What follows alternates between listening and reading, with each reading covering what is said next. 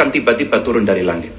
Karena kami sudah baca datanya, kami melihat prakteknya, pengalaman Prabowo kami ini memang dia 10 nggak tahun di DPR, dia memang kalau untuk 10 tahun dia di bukan gubernur, dia bukan cukuplah seperti sudah Pak Anies yang bisa menganalisis ngomong, kondisi dia nggak bisa ngomong, Indonesia. tapi dia Maka paham tidak gitu. perlu lagi kita akan mengundang lebih banyak orang untuk meneliti starting from zero. Ini starting from the end. Dan kemudian kita mesti memutuskan cepat. Maka kalaulah kemudian seluruh Pak data Prabowo itu ini sudah ada di kepala paham kita, dalam memandang sudah tertuliskan gitu. dengan baik, Penyampaiannya aja dia kayaknya sulit karena dia memang bukan tipe bisa ngomong. Memutuskan itu. Kalau Prabowo Kecuali ini kita blank dan kita tidak pernah tahu dari mana Anda akan memulai. Karena saya tahu dari mana itu memulai. Prabowo bukan jenis orang yang pintar bicara. Terima kasih Pak Ganjar.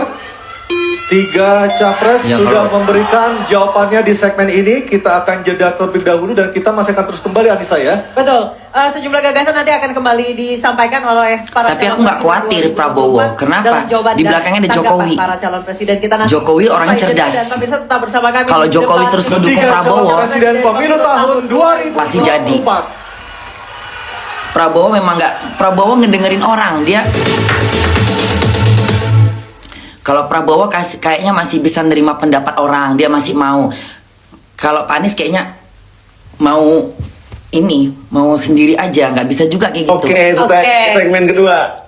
Makin Lebih hangat, ya. lebih hangat. Kalau Ganjar dia orangnya memang kelihatan respect dia Nggak mau. Mas Wafa nih. Kalau tadi- Prabowo- Ganjar nggak mau cari kesalahan, dia nggak mau cari kesalahan. Sabar. Dia kayak ngedamaikan persoalan gitu, nggak mau dia bikin tambah ribet Ketiganya gitu sudah loh. menjawab. Mana nih Mas yang paling menjawab persoalan, mana yang menawarkan solusi paling baik gitu, dan mana yang kira-kira mungkin Aku males kurang dengerin jawab orang gitu, ini Mas? ah.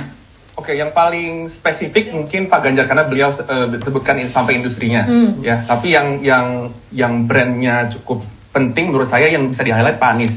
Saya nggak bilang Pak Prabowo. Aku nggak lihat dari cara ngomong. Kalau ditelisik ada jawabannya. Aku kinerja yang penting. Tapi beliau Kalau pasti- ngomong pas tadi teori, kita lihat dari sisi aku cara nggak peduli. karena terlalu Yang penting biasa kinerjanya. dalam hal jadi sedikit kurang substantif. Padahal sebetulnya ada satu elemen yang Kayak Pak Jokowi kan dia nggak banyak ngomong, dia kerja. Dia nggak banyak teori. Aku nggak percaya kalau teori-teori mau sebijak apapun di debat ini, gue nggak nanggapin. Hilirisasi industri kita, regulasi segala macam tidak jadi. Karena kadang-kadang yang pinter ngomong belum tentu bisa kerja. Ngomong doang pinternya. Itu sebetulnya betul juga. Tapi sayangnya termakan sama packaging ya. Yang kedua, Pak Anies juga ada betulnya.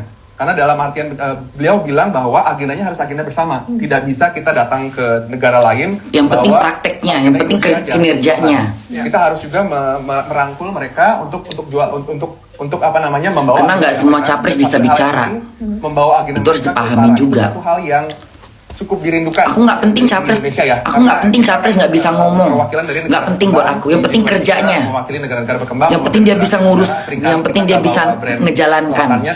Ngapain kalau cuman bisa ngomong, teori, pinter, cerdas segala macam. Tapi nol. Nggak mau aku. Pertanyaannya agak susah juga sebetulnya untuk dijawab kalau to be fair ya. Karena negara-negara selatan itu banyak macamnya. Ya kan kalau dirangkap satu belahan dunia di selatan semua agak susah memang dijawabnya. Jadi to be fair agak susah dijawab. Kenapa? Karena satu negara selatan dengan yang lain itu seringkali beda. Ya, preferensi politik. Sekarang yang penting bukti kerja. Apa yang dilakukan Pak Jokowi udah jelas. Perdagangannya itu karena memang seringkali kita ya terpaksa akhirnya satu persatu, case by case. Susah untuk misalnya kita membawa brand selatan-selatan, dan ketika misalnya kalau ngobrol sama negara-negara yang dari utara, saya juga suka protes kalau misalnya mereka bilang gimana nih negara-negara dari selatan, tolong jangan samain kita satu segambreng sama semua gini dong, karena kita juga beda-beda terkait posisi politik kita gitu, beda dengan misalnya India, beda dengan negara-negara Afrika. Jadi memang agak susah pertanyaannya. Kalau sampai saat ini pemahaman saya misalnya di mekanisme kerjasama selatan-selatan, Indonesia fokusnya satu, itu yang untuk akses pasar. Jadi tadi jualan memang salah satunya ya jualan. Jadi eksperimen untuk jualan, eksperimen untuk produk. Yang kedua ya memang kita dalam ambisi kita menjadi negara yang lebih maju, kita juga ada yang punya namanya program Indonesia Aid. Nah, misalnya negara-negara selatan itu negara selatan jadi mekanisme yang Indonesia pilih untuk Indonesia Aid ini untuk menyalurkan bantuan. Itu salah satu yang muncul dalam kerjasama selatan-selatan. Oke. Tadi disinggung oleh Pak Anies juga bahwa kalau bicara agenda selatan-selatan katanya biayanya sangat tinggi gitu, Mas. Betul, karena gimana ya, karena belum develop, dan satu, dan kedua memang tidak berbasis pasar dalam tanda kutip ya. Oke. Karena seringkali yang untung itu atau yang apa namanya, sama kayak misalnya ngobrol iklim itu seringkali kalau misalnya kita buat dari nol atau kita nggak tahu nilai pasarnya berapa, itu susah untuk dipertahankan teknologinya. Sama dengan hal-hal lain, sama dengan senjata juga. Kalau misalnya nggak ada yang beli, susah untuk dipertahankan. Sama juga karena ini negara-negara yang harus dari nol, harus kita masuk dari pasarnya, harus mungkin nggak dari nol ya, tapi dari titik yang minimal. Beda sama negara-negara yang memang pasar tradisional kita. Sepatu misalnya kita jual ke Amerika Serikat misalnya, atau misalnya batu bara jual ke mana, palm oil jual ke Eropa. Itu biasanya jadi medan-medan utama kita ketika ada masalah. Makanya seringkali bahas palm oil sama Eropa misalnya. Itu yang karena itu pasar tradisional dan udah apa ya, battle-nya tuh udah lebih develop lah. Jadi battle-nya di kalimat, bukan di investasi. Makanya memang mahal, karena ini pasar non tradisional. Iya, oke. Bang Al, tadi malah kalau dilihat Pak Prabowo kok lebih sependapat banyak dengan Pak Ganjar. Kamu nggak jawab apa-apa ini. Dua. Setuju tapi Silakan dianalisis nih. Iya, pertanyaan apa dia jawab mana ya kira-kira begitu, dan malah marah-marah gitu. Saya Enggak lah, dia nggak marah-marah. Kau Tadi selatan-selatan. nggak marah-marah dia. Itu Cukup memang cara bahasa Pak Prabowo. Kok marah-marah? Angkat isu tentang perubahan iklim. Common isu yang Kok paling menggiring sekarang opini? dalam ancaman itu diskusi tentang perubahan iklim. Kok Prabowo marah-marah? Prabowo nggak marah-marah deh. Memang dia cara bicaranya seperti dia kan tegas. Memang seperti itu ngomongnya Pak Prabowo. Kok jadi ke mengiring opini? Ada krisis ekologi di situ. Nggak suka aku Mau aku dengarnya ini. Entah apa-apa kemana-mana ditanyain. Selatan-selatan bisa menjual diskursus perubahan iklim sebagai daya tawar. Jatuhnya jadi kayak Prabowo yang diserang Kayak terus. Indonesia punya hutan yang banyak, sehingga itu bisa menjadi daya tawar terkait dengan diskusi di level internasional. Dan negara-negara selatan-selatan kan rata-rata negara-negara yang cukup matang dan baik dalam menjaga wilayahnya. Brazil, Indonesia dia jadi cukup sangat baik dibanding mereka. Sangat membutuhkan kita. Nah itu menurut saya poin plus gitu dalam konteks itu. Oke. Sementara dalam konteks Ganjar poin plusnya adalah dalam isu keamanan. Saya agak amazing ya, karena Ganjar menjawab pertanyaan terkait teman. Mana yang Nazwa? Gue nggak suka orang ini. Penyampainya kayaknya nggak ini. Baswedan, Bapak Prabowo Subianto dan Bapak Ganjar Pranowo. Kita sudah sepakat, Bapak-bapak, Sepakat Ibu-ibu. tadi untuk menjaga ketertiban. Oke, kami mohon untuk menuju ke podium, Bapak-bapak. Baik, di segmen ini kami akan kembali dengan pendalaman visi misi dan program kerja calon presiden 2024 dengan memberikan pertanyaan yang telah dibuat oleh 11 panelis. Namun sebelum itu kami ingatkan Soalnya sekali lagi kebanyakan para begitu, hadirin pinter ngomong, mohon nanti tenang gini-gini. dan Tapi giliran supaya jadi acara ini dapat berlangsung jadi dengan kondusif. Dan menghormati jadi hak apapun bicara Betul. lupa Presiden sama yang obrolan omongan dia. saya. Dan untuk segmen ketiga ini Kalau lagi gini emang ngomongnya semuanya merasa kayak ini, kayak itu, kayak ini. Kalau udah jadi lupa. Bu Iren Gayatri untuk Lalai semua. subtema pertanyaan Itu yang di dalam jadi fishbowl. contoh. Silakan Bu Iren.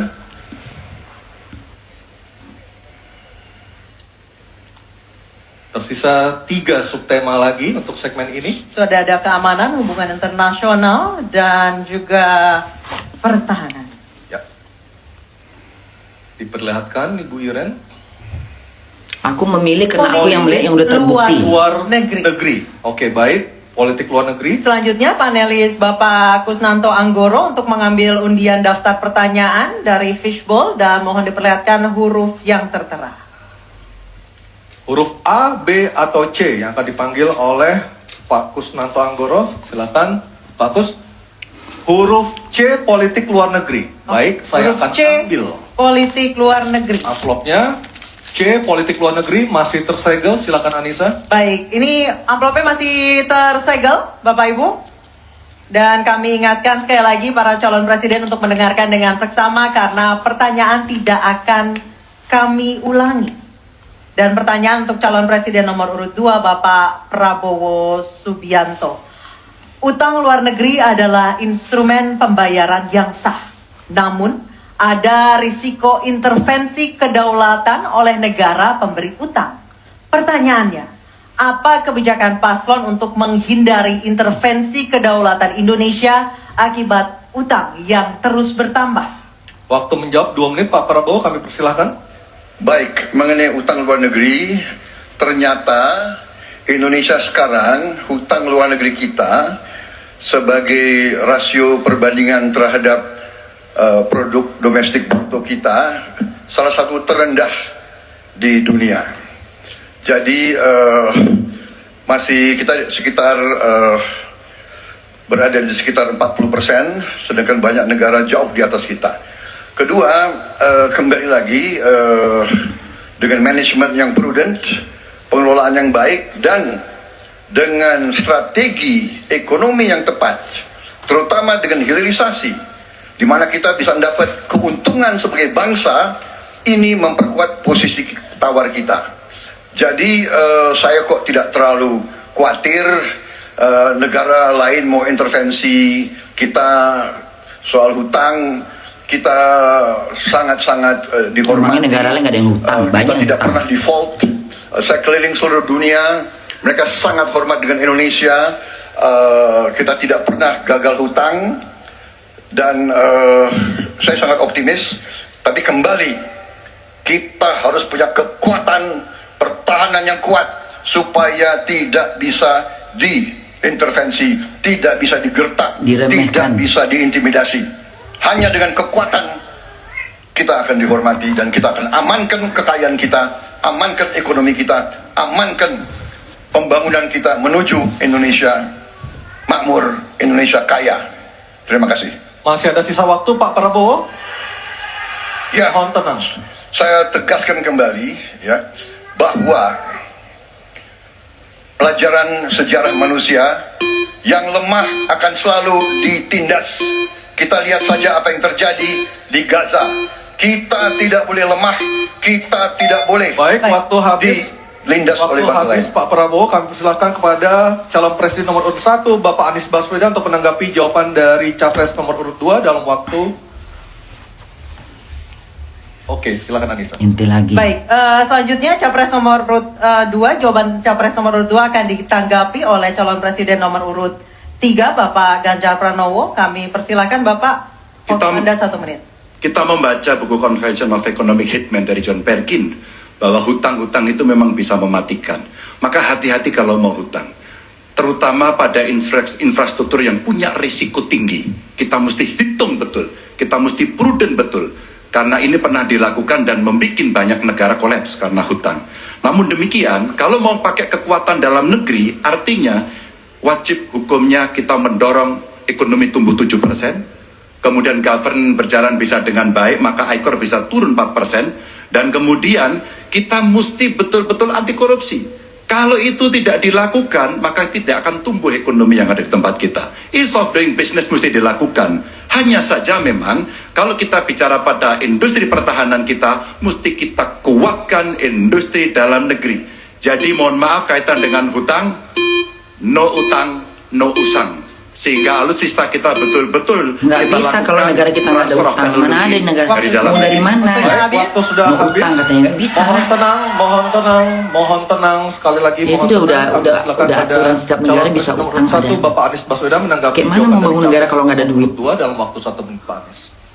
Sebaiknya Susah lah. disebutkan berapa persentase Dari zaman ke ideal zaman Indonesia utang. untuk kita di Negara lain juga Kalau utang. hanya mengatakan bahwa kita termasuk yang terbaik, berapa angkanya? Menurut hemat kami, kita harus bisa mencapai maksimal angka 30% dari GDP.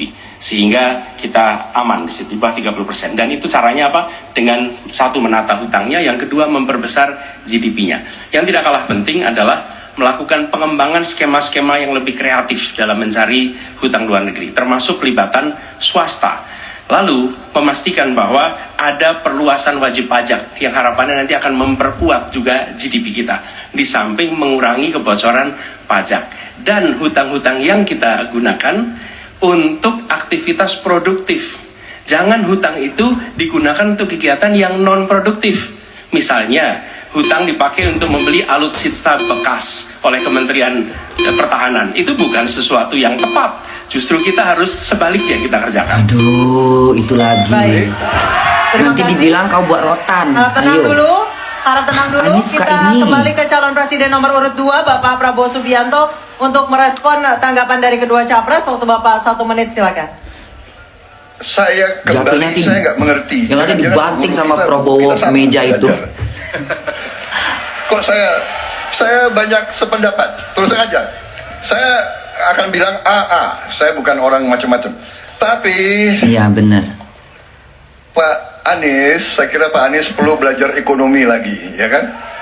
Jadi kalau Karena bilang Pak Anies ideal waktu jadi gubernur 30% juga banyak dasarnya kok yang apa? lalai. Yang di bawah kita itu Arab Saudi, Rusia, pokoknya negara-negara yang punya sumber Pak alam Anies yang luar ngapain biasa. lagi nyinggung-nyinggung? Tetapi 40% ya salah satu terendah sekarang. Jadi kalau kita mau bangun industri, tadi saya setuju sebagian dari yang Bapak sampaikan. Oh iya, kenapa? Yang penting utang itu produktif. Prabowo ini pinter Itu sebenarnya, saya cuman setuju. dia ngomong aja Tapi yang susah. Kita bisa sampai Dia bukan jenis 50%, orang yang bisa- tidak ada masalah. dia nggak jenis orang yang suka Kita tidak ngomong. pernah default. Dia memang bukan Kita bidangnya tidak pernah ngobrol. default. Kita dihormati di dunia. Baik. Terima kasih. Baik, terima kasih. Ya kalau Pak Anies kan Baik, memang kita mantan beralih Menteri ke Pendidikan. pertanyaan untuk calon Jadi presiden bahasanya nomor memang tiga, Bapak Ganjar Pranowo. bisa Kami silakan diakuin Pak lah gitu. Laksamana TNI Purnawirawan Cuman kan itu semua nggak Profesor menjamin mengambil kinerja kemudian yang paling sub penting. Pertanyaan kelima dalam fishbowl. Baik. Tinggal tersisa 2 pertanyaan lagi. Apa yang diambil oleh Pak Marstio? Kita perlihatkan ke kamera, Pak. Geopolitik. Baik, geopolitik adalah subtema kelima. Dan selanjutnya kami persilakan kepada panelis Bapak Philip J. Vermonte untuk mengambil undian daftar pertanyaan dari dalam fishbowl.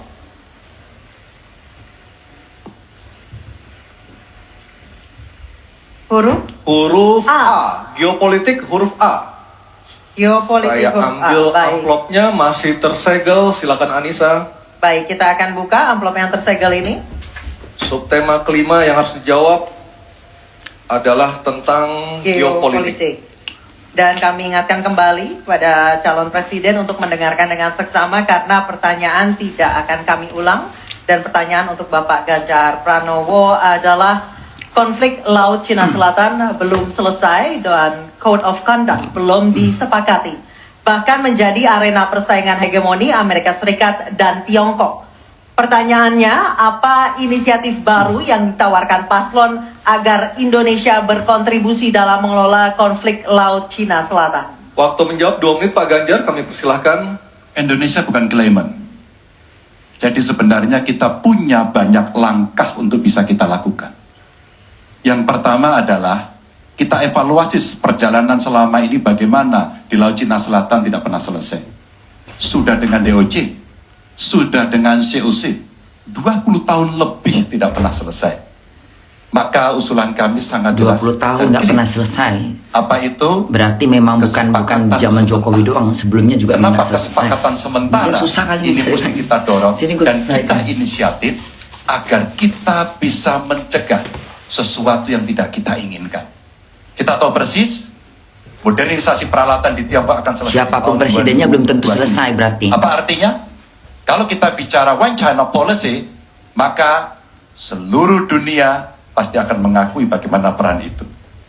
Yang kedua, ketika kemudian peran itu menjadi kuat, maka bukan tidak mungkin cerita-cerita potensi terjadinya konflik dengan negara lain akan muncul. Mungkin perangnya tidak sampai ke Indonesia, tapi pada sisi lain kita bisa kena dampak. Yang berikutnya, bagaimana patroli bisa kita perkuat juga di wilayah Laut Cina Selatan. Maka kita butuh tanker-tanker terapung yang bisa dipakai untuk tentara-tentara TNI Angkatan Laut kita untuk bisa berpatroli. Sehingga logistiknya menjadi sangat murah. Tidak lagi kembali ke titik awal atau mereka bilang, kami hanya pergi. Kalau kembali, kami tidak bisa lagi. Karena logistik kami habis. Maka Tapi inilah titik-titik penting yang Aku mesti kalau kita Prabowo nggak dorong. bisa ngomong nggak Dan masalah. kita akan bisa Karena di belakang Prabowo membawa banyak orang-orang posisi pintar. Inisiatif ini untuk Banyak membuat orang-orang pintar di yang belakang saya Prabowo. sampaikan adalah Dan Prabowo ini kesepakatan mendengar omongan, mendengar sementara pendapat orang. untuk Aku jadi potensi-potensi yang aku lain jadi lebih jadi tinggi. ini jadi Kita akan berpaling ke meredam Prabowo aja dengan deh. cara itu. Prabowo memang nggak pintar bicara. Baik, terima kasih Pak Ganjar. Tapi dia Selanjutnya kami dia persilakan mendengarkan omongan orang, itu paling penting jadi presiden. Nggak mementingkan diri Kita sendiri, sudah sepakat di awal, nggak Bapak mengambil Ibu. keputusan Kami sendiri. persilakan calon Nah itu presiden Prabowo. nomor 1. Jadi aku makin yakin Kita pun menyebut kata ASEAN. Prabowo memang Padahal kata nggak bisa kuncinya pintar. di dalam Prabowo menyelesaikan nggak bisa persoalan memecahkan ini masalah. adalah Dia pasti minta ASEAN. pendapat Dan Indonesia negara sama siapa. Nah dia terbesar ini menerima di pendapat. ASEAN. Itu Indonesia yang harus paling penting. kembali menjadi pemimpin ASEAN yang dominan, bukan sekedar hadirin dalam summit-summit ASEAN. Kita menjangkau semua, dan negara-negara ASEAN yang sekarang ini menjadi pintu masuk bagi kekuatan Tiongkok misalnya di Laut Cina Selatan. Apakah itu Laos, apakah itu Myanmar sekarang, itu akan menjadi bagian dari kesepakatan ASEAN terhadap wilayah Laut Cina Selatan. Bila di ASEAN kita membangun kesepakatan, bagaimana kita menata, bagaimana menghadapi kekuatan luar ASEAN. Karena kekuatan luar ASEAN yang datang di sini, maka kita menghadapinya sebagai satu regional, bukan sekedar Indonesia berhadapan dengan negara lain, tapi satu region, dan Indonesia memimpin ASEAN. Itu kata kuncinya menurut saya. Terima kasih. Baik, terima kasih Pak Anies. Mohon tenang Bapak dan Ibu sekalian. Mohon tenang. Kita lanjutkan Pak Prabowo untuk menanggapi jawaban dari Capres nomor urut 3. Waktu Bapak 1 menit dimulai dari Bapak berbicara. Jadi keadaan Laut Cina Selatan menggarisbawahi bahwa kita perlu kekuatan pertahanan yang kuat. Kita perlu platform untuk patroli, kita perlu satelit, kita perlu banyak sekali. Dan untuk itu pertahanan harus kita bangun. Dan tadi ya sekali lagi Pak Anies ngomong-ngomong barang bekas, karena Pak Anies rupanya tidak mengerti masalah pertahanan. Ya, saya bersedia Pak Anies mengundang Pak Anies di tempat yang Pak Anies suka, kita diskusi. Saya akan bawa data. Saya akan bawa data yang sebenar-benarnya. Ya. Jadi barang-barang bekas itu menurut saya menyesatkan rakyat. Itu Pak tidak pantas seorang profesor ngomong begitu. Betul. Ya. Karena dalam Mengirim opini. pertahanan hampir 50% alat-alat dimanapun adalah bekas. Nggak boleh Tapi begitu. usianya masih muda. Baik, Jadi harusnya debatnya sehat. Terima kasih. Baik, Harusnya selanjutnya berdebat kita, itu dengan sehat, baik, jangan tenang, berdebat kita dengan sudah sepakat di awal. Anies Kita kadang-kadang kembali ke itu calon lah. presiden nomor 3 Bapak Ganjar Pranowo untuk merespon tanggapan jadi dari kedua tantang, kan? capres. Waktu Bapak 1 menit, silakan. Terima kasih Mas Anies, saya tidak memberikan catatan ASEAN. Saya tahu persis pengambilan keputusan di ASEAN itu rumitnya minta ampun. Betul. Karena harus dengan konsensus. Betul. Maka Nggak kenapa gampang jadi persoalan kepala, ini selesai? nggak jadi Disitulah ketika kemudian pemimpin apa yang ASEAN. diberikan kepada Pengambil saya, keputusan, iyalah. revitalisasi ASEAN. Ngadepin berapa bangsa di situ. Agar kemudian Emang pengambilan keputusan terlalu banyak. tidak bulat. Ini, Sehingga Pak kalau kita Anies, berbicara Laut Cina Selatan, nggak kemudian segampang itu membicarakan memutuskan ASEAN, untuk jadi itu pemimpin terdepan tapi terbayangkan, di ASEAN. di usia- Kita usia berhadapan sudah sama lama bermacam minta bangsa di situ, ampun, kepala-kepala tapi bangsa, tidak pernah pemimpin-pemimpin selesai. bangsa Maka, dengan berapa pengambilan dengan berapa keputusannya, orang maaf, kepintaran. proses pengambilan Emang keputusan di ASEAN itu nggak yang semua itu mesti segampang kita review omongin. sehingga akan bisa lebih cepat. Jangan Yang kebanyakan berikutnya, halu-halu saya lah. sepakat, alutsista angkatan laut yang ada di sekitar sana Kan akhirnya harus kan menjadi dibabat sama prioritas. Pak. Dan begitu saja di presiden kita tunjukkan kedaulatan kita, gas yang ada di Akhirnya Natuna dibabat Utara sama- harus dieksploitasi oleh kita sendiri untuk menunjukkan power kita Baik. pada Waktu dunia. sudah habis Pak Ganjar. Habis. Terima kasih. emosi juga Oke. Ganjar jadinya kan. Mohon tenang, masih ada satu sub pertanyaan Ganjar ini lagi yang pinter juga dijawab ini. oleh ketiganya. Cuman dia- pada dia pinter sesi dia pada pinter saat ini, berbicara dia. Kami Dia nggak beralih nyinggung, ke dia pinter ini. pertanyaan untuk calon Ganjar ini nomor pinter satu, juga Bapak ini. Anies Baswedan, Cuman dan dia kami tahu silakan cara kepada penyampaian. Dr. Widya Setiabudi Sumadi Dia nggak mau untuk nyinggung. mengambil undian pertanyaan subtema. Silakan Pak Widya. Pak Anies Ini adalah yang nyentil. terakhir. Yang keenam. Yang diambil oleh Pak Widya subtemanya adalah globalisasi. Baik, globalisasi subtemanya. Yang ada Baik, ribut selanjutnya jadinya kami negara kembali nanti kalau persilakan kita panelis pemimpinnya. Ibu Puri Maharani Savitri untuk Yang ada mengambil berantem daftar nanti rakyat. pertanyaan dari dalam fishbowl dan memperlihatkannya kepada moderator dan juga kepada hadirin serta kepada para capres. C. Globalisasi C. Baik, saya ambil amplopnya C globalisasi. Jadi ruwet masih tersegel. Anissa silahkan. Baik, sekali lagi masih tersegel. Ini globalisasi huruf C. Kita akan lihat Ya. bersama. Kami ingatkan kembali sekali lagi bagi para calon presiden untuk mendengarkan pertanyaan dengan seksama karena kami tidak akan ulang. Pertanyaan untuk Bapak Anies Baswedan adalah globalisasi membuka peluang masuknya budaya asing ke Indonesia, tetapi juga memungkinkan budaya Indonesia untuk mendunia. Pertanyaannya, bagaimana strategi paslon mempromosikan budaya populer Nusantara untuk mendukung Pertanyaan gampang itu, gimana jawabnya? ekonomi nasional? Waktu Bapak menjawab 2 menit, Pak Anies, kami persilahkan. Mempromosikan budaya. Jangan Negara harus kemana-mana. mengalokasikan sumber daya yang cukup di bidang kebudayaan, bukan dipandang sebagai biaya tapi dipandang sebagai investasi. Dengan begitu, maka karya-karya kita dari mulai kuliner, karya seni seperti film itu menjadi tumbuh berkembang dan kemudian bisa dibawa ke level global. Dan kita berencana di dalam diplomasi ini melibatkan semua, diaspora dilibatkan, mahasiswa dilibatkan, mereka yang berada di luar diajak menjadi bagian dari diplomasi. Kemudian yang tidak kalah penting, kita ingin membangun rumah kebudayaan Indonesia di tiap-tiap region di seluruh dunia. Sehingga di tiap-tiap region kita akan memiliki satu tempat di mana Indonesia menunjukkan karya budayanya, di mana kita menjual kepada mereka bukan sekedar komoditas perekonomian, tapi juga kita menawarkan kepada mereka nilai karya budaya Indonesia. Kemudian kuliner, kita merencanakan untuk membantu mendorong tumbuhnya restoran-restoran, kafe-kafe Indonesia di berbagai kota besar di seluruh dunia. Udah Sebagaimana banyak sekarang di sekarang, Jakarta kita menyaksikan banyak sekali restoran asing di sini.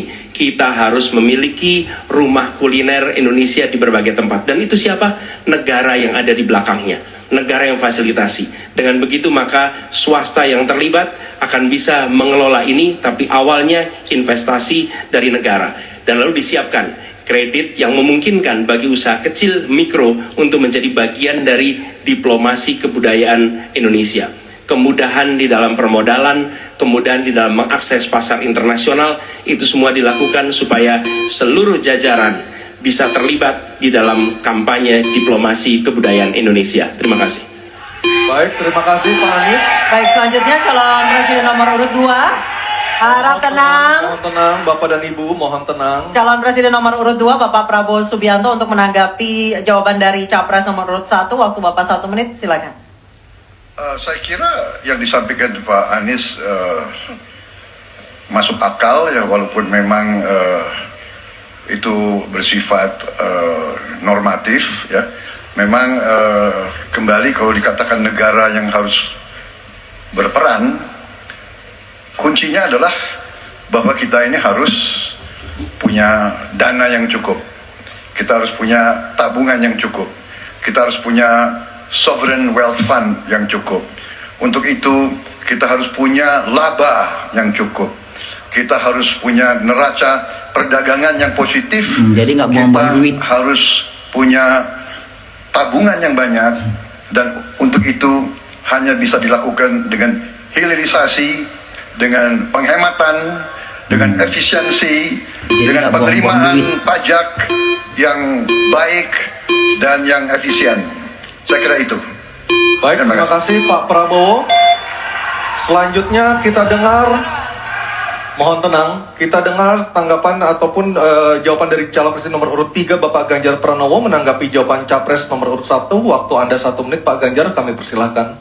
Teknologi digital sudah mendunia, kita semua menggunakan itu. Maka ada satu kata namanya viralisme.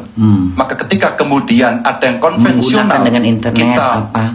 mendorong agar para duta besar kita, diplomat kita untuk menjadi tenaga pemasar, mereka menjadi fasilitator, mereka juga kemudian mempromosikan yang ada di dalam negeri maupun menarik yang potensi di luar negeri ke dalam negeri dengan berbagai kerjasama dan fasilitasi dari negara. Maka viralisme sebenarnya bagian yang bisa kita dorong dari tanah air sendiri. Kalau kita lihat Nicky, Rich Brian, Karina seorang intelektual yang hebat sekali yang menemukan antivirus AstraZeneca. Dia diaspora yang hebat, kita promosikan, kita viralkan. Nicky Rich Brian, Voice of Baceprot yang kemudian mendunia kita fasilitasi, maka dialah yang akan bisa mendapatkan keuntungan dan sekaligus menjadi diplomat Baik, Sudah Indonesia. Habis. Pak Ganjar. Oke, harap tenang. Mohon Harap tenang. Harap tenang. Selanjutnya kita kembali ke calon presiden nomor urut 1 Bapak Anies Baswedan untuk merespon tanggapan dari kedua capres. Waktu Bapak 1 menit, silakan. Terima kasih. Kami bersyukur sekali bahwa Bapak-Bapak berdua sepaham dengan apa yang kami gagas. Dan ketika kami ditugaskan sebagai Presiden Republik Indonesia, sebagai Panglima Diplomasi, maka setiap kegiatan ke luar negeri adalah bersama dengan delegasi kebudayaan, delegasi seni, dan datang ke pusat-pusat kegiatan kebudayaan, kesenian di negara-negara yang dikunjungi. Bukan hanya datang rapat lalu pulang, tapi datang di sana menemui aktivitas-aktivitas kesenian, kebudayaan, sehingga mereka pun menyadari bahwa Indonesia ini negeri yang kaya budayanya. Karena setiap presidennya datang, dia membawa delegasi kebudayaan, ditunjukkan di sana, bukan datang rapat, ikut lalu pulang. Dan dengan cara seperti itu, maka dunia akan menyaksikan. Ingat, setiap presiden datang sebuah negara, seluruh media di negara itu memperhatikan. Itu kesempatan luar biasa untuk mempromosikan Indonesia, dan itu yang kami kerjakan di samping yang sudah kami lakukan, kami katakan tadi. Terima kasih. Baik, terima kasih Pak Anies, Pak Ganjar, dan Pak Prabowo. Dan kami persilakan untuk para capres untuk kembali ke tempat duduk masing-masing. Dan kita akan jeda sejenak dan debat ketiga calon presiden pemilu tahun 2024 masih akan terus kembali. Kali ini bukan mau jawab pertanyaan dari panelis, tetapi Betul. pertanyaan dari antar calon presiden. Akan ada bertanya dan menjawab dari para calon presiden. Dan kita akan kembali di debat ketiga calon presiden pemilu tahun 2024.